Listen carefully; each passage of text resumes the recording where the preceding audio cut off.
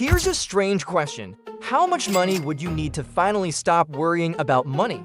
$50,000 a year? $100,000? $200,000? What if I told you that for some people, even $200,000 isn't enough? And here's where it gets really strange. Mike Tyson earned hundreds of millions of dollars during his career, yet he still went bankrupt. So maybe there's a number you're waiting to reach, the salary where you believe everything will finally become easy. But what if that number doesn't exist? What if the problem isn't how much money you're making? But what happens to your lifestyle every time you make more?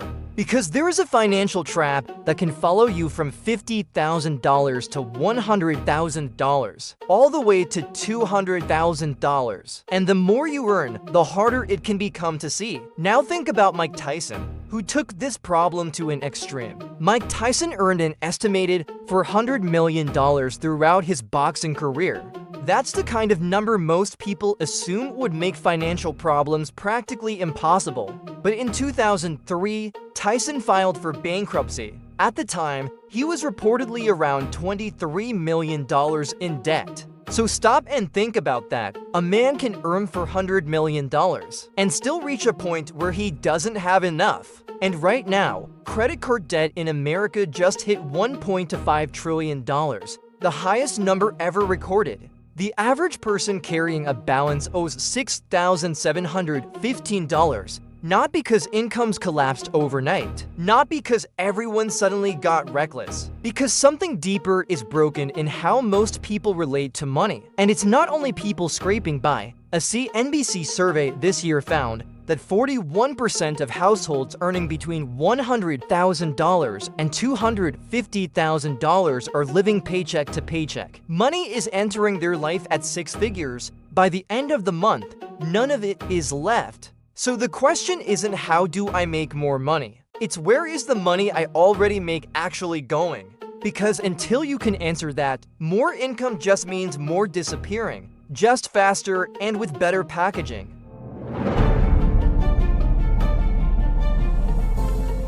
You've probably heard the phrase rat race used to describe having a 9-to-5 job. That's not quite it. The real rat race is being financially trapped, when every paycheck is already spent before it arrives. Your rent, car payment, bills, and debt leave you with almost nothing left. Then one unexpected expense or missed paycheck can throw everything off. At that point, your job isn't giving you freedom.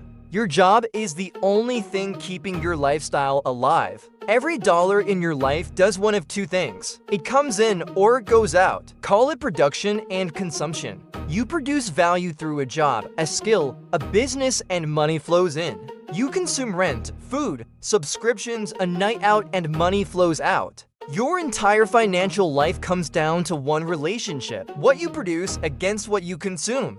Most people assume their problem sits on the production side. They think earn more and everything sorts itself out. But look at Tyson again. Look at the six-figure earners still living paycheck to paycheck. Production was never the bottleneck. Consumption was. So how does someone earning $250,000 a year still end up living paycheck to paycheck? It usually starts with something you don't even notice yourself doing. It's lifestyle inflation. Financial counselors have a rough rule for it. Once you're spending 90 to 100% of every raise, more income stops making you any more secure.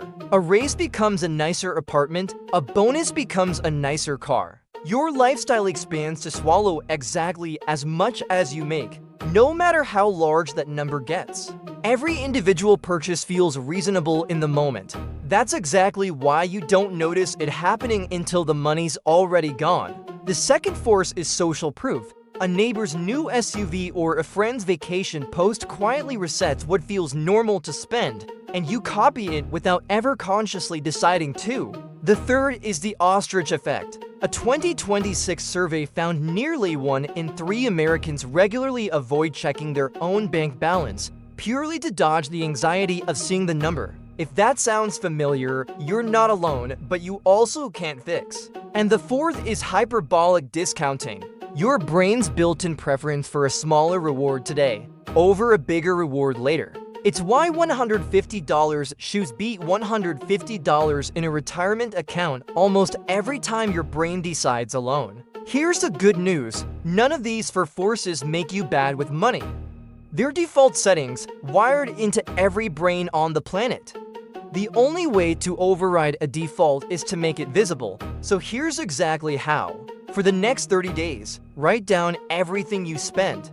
Not just rent, not just your car payment, everything including housing, transportation, food, subscriptions, entertainment, online purchases. Those random $8 and $15 charges you barely remember making. Don't try to change your behavior yet. Just watch it. Because the first month isn't really about budgeting. It's about discovering the person your bank statement says you are. Once you know where your money is actually going, you can do something most people skip. Give your spending a limit. A simple starting point is the 50, 30, and 20 rule. Roughly 50% toward needs, 30% toward wants, and 20% toward savings and debt repayment. Your money needs boundaries before you spend it. Because without a limit, I'll be careful this month isn't really a plan.